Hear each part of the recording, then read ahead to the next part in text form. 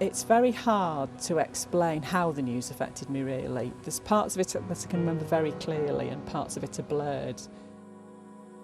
I wanted to ask the question, will it mean that she'll die early? And I couldn't ask it, and I don't think I ever asked it.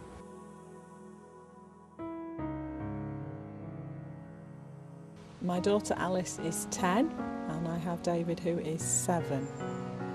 Alice was born with a rare syndrome. It's called Sturge-Weber syndrome, and she was diagnosed when she was 5 weeks old. She has an extensive birthmark over her face and her body. She can have trouble with her eyes.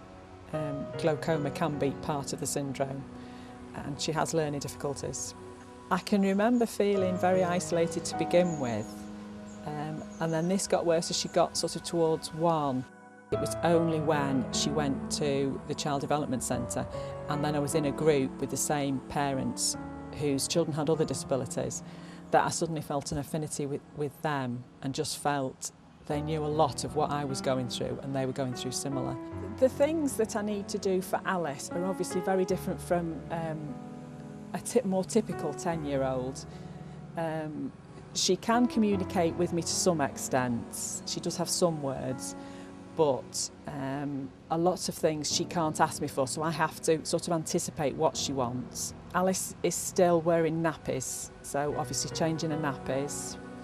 The laser treatment that she has for her skin means that she has to have sun cream on even in deepest winter. She wears splints to help her to walk, so they have to go on as soon as she gets up. Helping her putting her clothes on.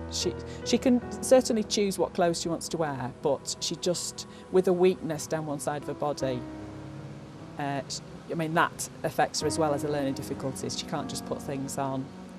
Her food, again, she can only properly use her right hand, so she needs things cutting up. We can have hospital appointments at the same hospital, at our local children's hospital, but the consultants do the clinics on different days, so we're there twice, so that's taking her out of school 2 different days. So a lot of ways it isn't particularly her needs, it's all the services that she has, all the different people that she sees. Alice loves other people, and we are very fortunate because I have increasingly a lot of friends who have other children with disabilities, and some of their disabilities mean that they don't like being out and don't like other people. Alice and David, I think they've got a very good relationship.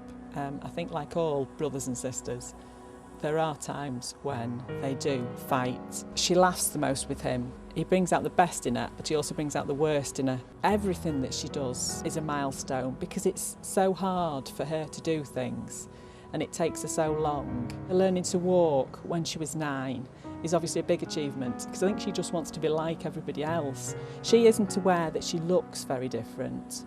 And I think to her, she just thinks she's the same as everybody else. It is difficult at times trying to get a balance between spending time with Alice and David. The things that surround Alice just take so long. I did actually use Contact Family when Alice was first diagnosed because I wanted to talk to other parents of children who had the same syndrome as her. When we made the decision that I wouldn't go back to work, that halved our income.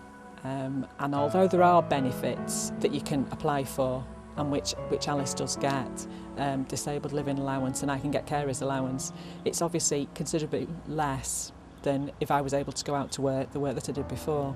Once she was diagnosed, she was admitted into hospital for a week because she was still having seizures, and the primary nurse that we were given straight away gave me the Contact Family details.